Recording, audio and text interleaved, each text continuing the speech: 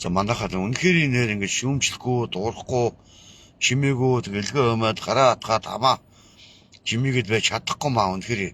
Одоо нэрцэн мөсний сайд жожсоо ингээд энэ дуракийн туслахын гэрээс нь 7 тэр бомб гинүү амар мөнгө гарсан л гэнэ. Энд үний юм уу? Одоо энийг хууль ёсны байгууллага одоо энийг яг үнэн тод мэдээлэл өгөөч.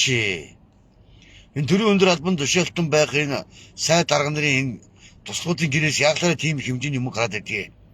Энэ зөв авилгалын мөнгө штэ. Энэ татвар төлчийн мөнгөийг идэж уус шамшилж хулгайлж штэ. Тэгээд этгэрийн зээлийг Ахмадын зээлийг нэмнэ гэхээр батлан таагч гээд мөнгө байхгүй, эрүүл мэндийн дадлын сан мөнгө байхгүй, эмнэлэг шалаар нэг эрдэнэт хэвтэж байгаа. Эмнэлэг хэвтэж байгаа иргэд бол бүгдээрээ зовлог мэдж байгаа штэ. Эрүүл мэндийн цагаан халаатай эмчнэр бол яг өвчний аншийн тогтоогоод хэвтэх ёстой байна гэд хууль ёсныхоо өөрийнхөө үргийг гүйцэтгээд эмнэлэг хэвтүүлж байгаа. Хэвтэж очиж байгаа өвчтөнгүүд маань 2-3 хоног баталгаатай эмнэлгийн үүдэн коридорт хэвтчихээд ор гарахаа суулжиж орж байгаа. Тэгээ энэ их хэмжээний мөнгө зэн гэр орноос нь гарлаа гэд ингээд ярьж байна. Тэгээ чойжилсэн гэдэг хулгайч шалахгүй модод бас сайдын туслах нь яаглаар тийм олон төр бом төргөний асуулт гаргаад байдгийг. Тэр яаглаараа төрийн албанд ажиллаж байгаа энэ би тэрс төрөөс төрсөн төр бомтонгууд чинь наад болж байна. Яаглаараа төрийн албан ашиж байгаа улсууд чинь сарын 3-4 сая төгрөг солио авдаг мэдээж авдаг. Тэрний чиг авдаг юм одоо мэдэхгүй. Цалин хөлс авдаг байж бизнес хийдгүү улсууд байж ингээд яаглаараа ийм хэмжээний мөнгө гараад байдгийг. Гэхдээ дураараа ямаа нэр 7 тэрбум момч шиг одоо юу яриад байгаа бэ? Энэ зөвхөн бидний мөнгө штэ. Татвар төлчийн мөнгө байхгүй юу? Ойлгож байна уу? Энэ өндөр настан буурдууд эмээ өөнөр чи бүх насаараа уста нийгмийн ахал төлсөөр байгаа тэр мөнгөний хоригдл мөнгүүдийг эдгээр ингэж ижиж ууж байгаа байхгүй юу? Улгаачаад. Одоо энэ хууль ёсны байгууллагын хил болгоорой ингээд янз бүрийн сайтууд ингээд тавиад байна. Энийг бид нар би бол мэдээллийг хин нэгнээс би мэдээлэл аваад энэ талаар ярьдаг хүн би биш ээ. Сошиал тавьсан мэдээллийг үнэн бодлыг нь цензургүй болгохын төлөө би асууж шахаж шаарддаг. Одоо цагдаа хууль ёсны байгууллага одоо навлтад тэмцэх газар одоо цагдаагийн ерхий газар мазараад мэдээллийг өгөлтөө. Үнэхээр энэ тийм их хэмжээний мөнгө гарсан юм уу? Ямар төрийн өндөр албан тушаалтын чойжин сэрэнгийн тослох муу юм уу? Яг энэ хүний юунаас гарсан уу гэд. Гэхдээ дураараа юм бэ асууад. Тэгээд одоо 350 сая май $100 мянган $100 евро тэдний юан маань гэж бидний боломжийг хулгай хийгээд идэж сууж байгаа. Энэ төрийн түшээ тэгс нэртэй энэ улгаач нар нэр. Үнэхээр нэрээ. Дампууруулах юм аа нэрээ. Энэ улсуудад ямар ч өөрсдийнх нь мөнгө гэж байх боломжгүй.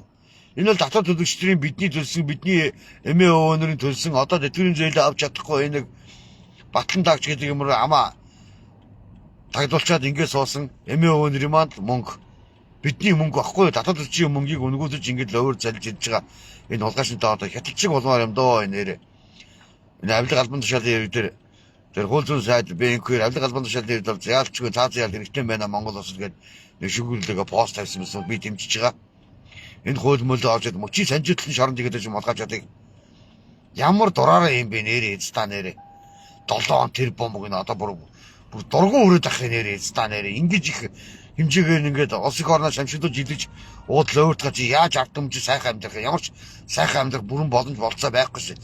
Бидний сайхан амьдрах энэ улс их орныг сэргээ мандалт гоё болох мөнгийг ингээд улгаачаад ингээд хитэн тэрбум маань идэж уугаад хачаад яаж улс орн өдөртэй байх юм бэ нэрээ новши хар улгаачаад ямаа нэр үнэхээр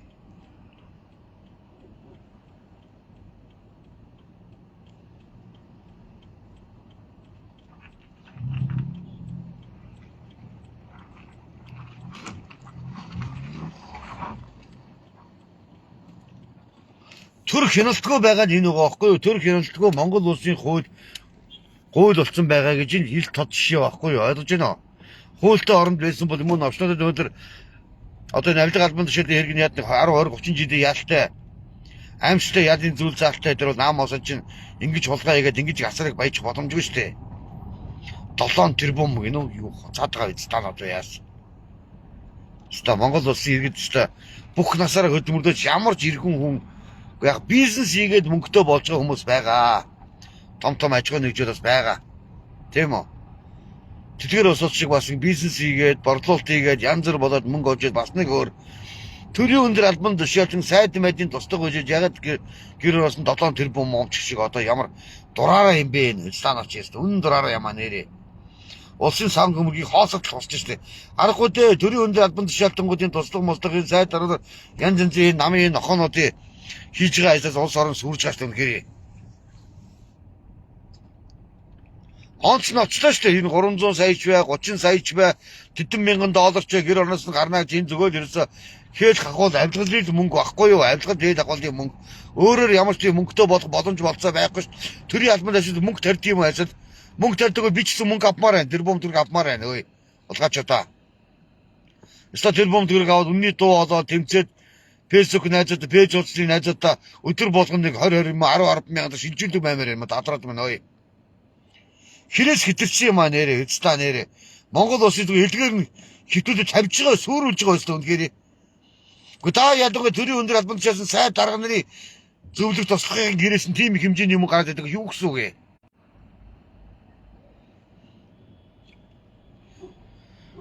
Өнөөдөр төр хяналтгүй өнөөдөр хууль өнөөдөр Монгол улсад гуйл болцны ил тод жишээ байхгүй юу? Ойлгож байна уу? Ил тод жишээ шүү дээ.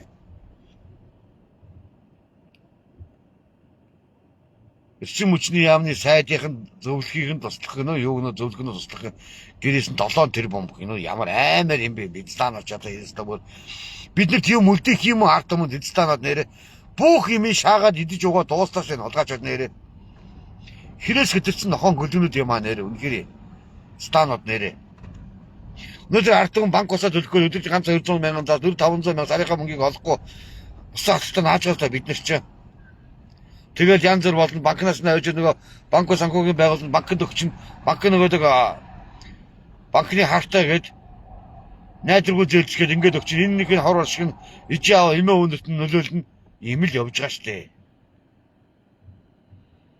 энэ 7 тэрбум төгрөг мөрөг гарсан гэдэг энэ цаажил сүрэнгийн энэ туслах мослох гэдэг туслах юм уу зөвлөж юм байна этгээдүүдийг одоо олон нийтэд яг хууль ёсны байгууллага үнэн зөв мэдээлэл өгөөрэй. Үнэхээр тэр хэмжээний юм гажаад хуучиндээ 7.2 тэрбум болоо 5 тэрбум төгрөг гарсан бат төлтөл адилхан юм болж байгаа юм шиг баг. Тэгээд 7.5 тэрбум төгрөөр улс орноо охироочоод ингээд 5-6 жилийн ял авчаад тэгээд нэг төр хөрхийн амралтын газар манай чигээд шороо оронд очихоор орохгүй. Шоронгийн уулгаас зөндөө хэлж байгаа ч монзоогод авах үнэн хэлсэн баяр зүгтсэн колон ам юм байна. Колон байгаа нэртэй баяр зүгтийг хараагүй гэж байна. Одоо зүү харагийн шоронгоос гарсны дүүхүү яриад байгаа бас нэг хөгжлийн банкны хулгайч юм уу одоо ямар юмны төрийн албан тушаалт юм уу халмигтэй машинтай тэнд ял эдэлж байна гэж ярьж байгаа балаа хулгайчдыг хууль нь хууль шиг баймаар байна хууль нь гоо шиг байж болохгүй заяа энэ хэрэг сэтгэж штэ төрийн өндөр албан тушаалтан буюу энэ цагаан захтангуудын гэрээс ингээд 7 тэрбум ч гинөө хэдэн зуун сая ч гинөө ингэж гарах ямар ч боломжгүй шүү дээ. Энэ бол зүгээр яг цэвэр холгаал зөөвөр заллингийн мөнгө байгаа. Татвар төрчийн мөнгийг ингээд төрийн өндөр албан тушаалдаг чинь ингэж гидэж жоод хоп ингээд сороод байгаа чи яаж итгэл нэмхий яаж улсын сан хүмүүст мөнгө байх ээ. Яаж эрүүл мэндийн дадлын сан мөнгөтэй байх ээ. Яаж батлан хамгааллын яамны сан мөнгөтэй байх ээ. Мөнгөтэй байх бүрэн боломж болцоо байхгүй шүү дээ. Ингэж хидэж уухаар нь эцтаанаач нэрээ. Үнэхээр Монголд хууль үнэхээр энэ эрэгэн хуульд нэмэлт өөрчлөлт энэ авилга албан тушаалын хэрэг энэ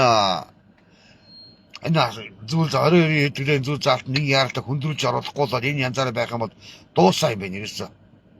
Одоо Монголоос асар өргөн уудам газар төстэй асар цөөгүүд гэнэ асар их баяртай. Тэгээд бүх насаараа дотоод төлсөн иргэдийн маань мөнгийг ингэж зосоо заагүй хидэж угаад байдаг юм уу?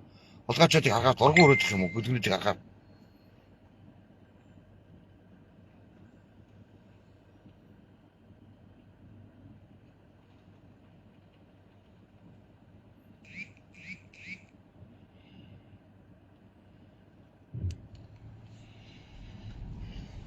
хаач юм нэрээ. Сташиг. Өөсө Монгол улсын иргэд эх орондоо амьд явах ямар ч баталгаагүй байгаа байхгүй юу? Энэ гаж донтон адарчингууд нь алж талаал байна. За ингээд төрийн өндөр албан тушаалтангууд нь хитэн тэр бомбаар нэгдэж ууслаал байна. За одоо ингээд бүр жишг болчихсон. Хитэн тэр бомб дээр одоо авилгал аваад янз бүрийн бод ил байгаа тэр бол цаана даалт ногдмол өчлөн юм лөөрцсөн байгаа улс чинь хууль ёсны байгууллагаар шалгуулахаараа тэгсгээд нэг юм уу толгойг нийлсэн хэмжээний ял аваад явж байгаа юм нохон гөлгөнөд нэрээ үстэ. Тэгвэл жирийн иргэн өнөөдөр зөндөө жирийн иргэд өнөөдөр энэ тэнд ингээд одоо янз бүрийн бизнес хийгээд бизнесээ төлж чадахгүй болохоор эх орноосоо дөрвөн жижигээс зогтаагаад ийм улсуудыг ногоон болдон гэх юмар зөндөө барьж ирж барьж байгаа шүү дээ тийм биз. Тэгээд төрийн өндөр албан тушаалтангуудыг барьж ирж байгааг би сонссонгүй. Нэг бадамж оног сүлжин дарчин барьж ирээд янз бүр болоод байсан яасан байх нь дараа нөгөө бадамж оноо чинь тэргийн зөрчил мэрэгчлээ боллоо моллоо гэж хуцаад байсан энэ нэрийг одоо яасан. Ингээл нам штэ байх. Нам. Ийм амар хулгайдаад ахаа чи яаж улсын орон чинь сайхан байх вэ нэрээ. Сайхан байх ямар ч боломж болцоо байхгүй штэ. Зүгээр энэ Монгол улсад хулгайч нарын орон байр болцсон байна. Үнэхээр орон зай болцсон. Үнэхээр та ялангуяа төр залж байгаа төрийн өндөр албан тушаалтангууд байнгын ингээд хулгай хийгээд байнга тэдэн тэр бом гарлаа, тэдэн 100 сая гарлаа. Тэдэн дөрөг авилгалд авчаад баригдлаа гэдэг. Хулгай хийхгүй амьдж болдгоо хулгайчд юм багтаа нэрээ. Бүр нэг хэцтаа шиг нэрээ. Яавал ард түмэндээ хайртай байх юм та нар. Яавал улсын орондоо хайртай байх. Яавал хулгай хийхгүй байх юм. Энэ бүгдийг шийдэх юм ганцхан юм бол эргөө уйлдал нэмэлт өөрчлөлт оруулаад энэ авилга албан тушаалын эргийг 20 30 жилийн ял малтай болгоод ингээд явуулчих хэрэгтэй байхгүй номчнуудыг. Ингээд явуулаад байх юм бол дараашийн авилгач нь энэ усаас хулгай хийж чадгаа болно шүү дээ. Энэ ард түмний баялаг энэ ард түмний таа олцохоос дараа байгаа шүү дээ уулна. Өнөөдөр яг энэ шуун шүгийн байгууллагын тогтолцоо муу байгаад хаар энэ байна. Ойлгож байна. За манай гал гачлан эхэлж шүү.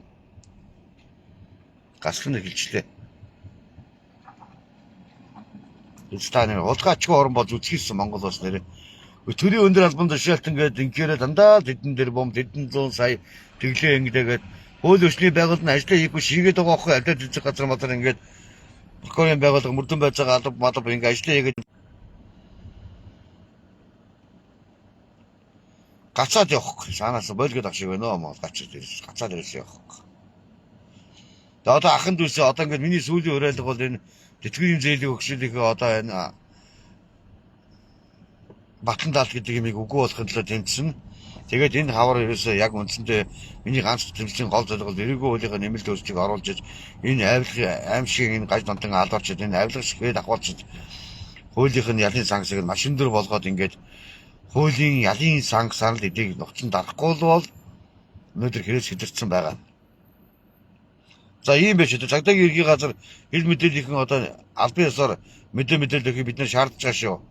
Нэг аимшиг том мөнгө яриад ингээд энэ хэний мөнгө юм бэ? Энэ төрийн мөнгө заяа, энэ ард түмний мөнгө заяа. Энэ тэтгэврийн хөгжүүлэн тэтгэврээ нэмүүлэх тэтгэврийн зээлээ авах мөнгөний голоос нь идэж яваад байгаа нь хулгайч бод шүү даалгавч заяа. За ийм биш юм манайхаа.